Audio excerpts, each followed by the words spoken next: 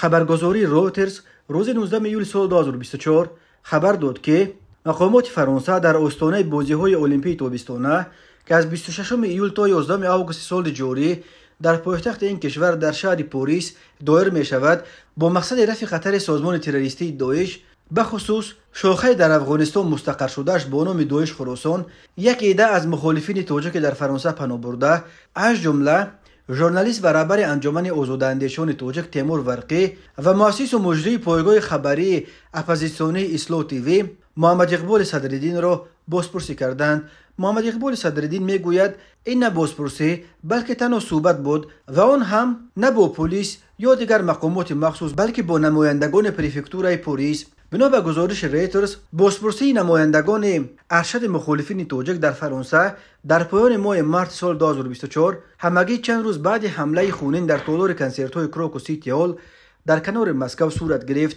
در آن حمله که مسئولیتش را داعش به دوش گرفت دست کم 145 کس کشته شده با اتهام دست داشتن در آن بیش از 20 نفر دستگیر شدند که اکثرش از جمله همه 4 متهم اساسی زادگان تاجیکستانند.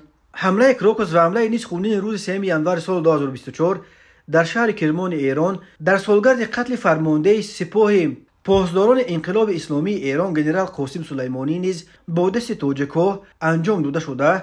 تندروان زاده تاجیکستان را تحت توجه ویژه مقامات امنیت کشورهای مختلف از جمله روسیه و امریکا و اروپا قرار داد.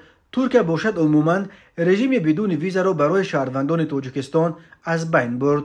تیمور ورقی که سال 2016 در فرانسه پناه برده است برای ترز گفت که در این همه سال او را بار اول به پلیس دعوت کردند. به گفته ورقی با او 2 افسر پلیس که یکیش به روسی حرف میزد صحبت کردند و درباره افراد تندرو در میان جمعیت خیلی خرد زادگان تاجیکستان در فرانسه پرسیدند کی را میدونید، چند نفر را، از کجا آنها را میدونید، پرسیدند کارمندان پلیس. تیمور ورقی خبرنگار سابق بخش روسی BBC و منتقد سرسخت پرزیدنت کنونی تاجیکستان امامعلی رحمان با آنها گفته است که در فرانسه مگی چند تاجیک را میدوند که اساسا مهاجران و دیگر اندیشانند ولی من یگان جهادی را نمیشناسم. اقرار کرده است ورقی به کارمندان پلیس فرانسه. محمد اقبال صدرالدین باز یک دیگر اندیش تاجیک نیز صحبتش با پلیس را تصدیق کرد و گفت آنها از من پرسیدند که در این باره چی میدانید ولی من گفتم که خیلی میخوام کمکتان کنم ولی تاجیکان عقیده هایشان تند را نمیشناسم. اما روز 20 ایول در مصاحبه با پایگاه خبری بامداد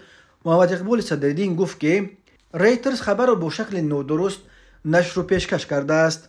او در این رابطه گفت ملاقات و گفتگو بود ولی نه در پلیس و نه با مقامات ویژه بلکه در پریفکتور پاریس و با نمایندگان نهادهای ملکی. آنها از من درباره حادثه کنار مسکو و چگونه با گروه‌های تروریستی جلب شدن تاجیک‌ها پرسیدند و من نظرم را گفتم.